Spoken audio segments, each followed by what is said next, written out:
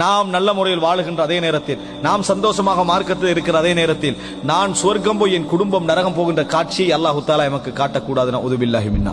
எமது குடும்பம் சொர்க்கம் போய் நாம் நரகம் போகின்ற காட்சியை அல்லாஹு தாலா எம் அனைவருக்கும் காட்டக்கூடாது. நஊதுபில்லாஹி மின்னா. காரணம், சொர்க்கம் என்று அல்லாஹு தாலா தீர்ப்பளித்து விட்டால், நரகம் என்று தீர்ப்பளித்து விட்டால், முதலாவது எங்கள் உள்ளத்திலிருந்து அகற்றுவது பாசம், உறவு என்கின்ற செய்திகளை தான். மகன் தாய் என்ற சந்தோஷம் என்ன செய்ய, அங்க உறவு வராது, பிரிஞ்சிட்டோம்டா. சொர்க்கம் ஆகிட்டா அதுக்கு பின்னால காஃபிர் என்ற பார்வை மட்டும்தான் நம்மளுக்கு என்ன செய்யும், இருக்கும். அதனாலதான் நம்ம குர்ஆன் அல்லாஹ் தஆலா சொல்லி காட்டுகிறான், அனஃபீது அலைனா மினல் மா அவ் மிம்மா ரஸககுமுல்லாஹ் காலு இன்னல்லாஹ ஹர்ரமஹுமா அலல் காஃபிரின். நரகவாதிகள் சொர்க்கவாதிகளை பார்க்க கிடைக்க ஒரு சந்தர்ப்பத்தில் கேட்பாங்க, கொஞ்சம் தண்ணியை சொர்க்கத்திலிருந்து ஊற்றி விடுங்கள் என்று சொல்லுவாங்க. சுப்ஹானல்லாஹ். சொர்க்கத்திலிருந்து தண்ணியை ஊற்றி விடுங்கள் என்று சொல்லுவார்கள். நமது சொந்தங்கள் இருக்கலாம், அல்லாஹ் காப்பாற்ற வேண்டும். நாம் இருப்போம், எங்கள் சொந்தங்கள் சொர்க்கத்திலே இருக்கலாம், அல்லாஹ் தஆலா காப்பாற்ற வேண்டும். தண்ணீரை ஊற்ற சொல்லுவாங்க.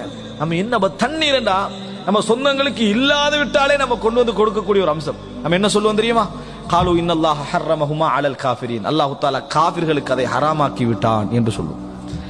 அதில் நமது உறவுகள் சொந்தங்கள் இருந்து விட்டால் சுப்ஹானல்லாஹ். அதனால் அன்புள்ள சகோதரர்களே, நாம் எப்பொழுதும் கூ அன்ஃபுஸக்கும் வ அஹ்லீக்கும் நாரா, உங்களையும் உங்கள் குடும்பத்தையும் நரக நெருப்பிலிருந்து பாதுகாத்துக் கொள்ளுங்கள் என்பதை மனக்கண் முன் வைத்தேதான் நம்மளை திருத்திக் கொள்ள பழக வேண்டும்.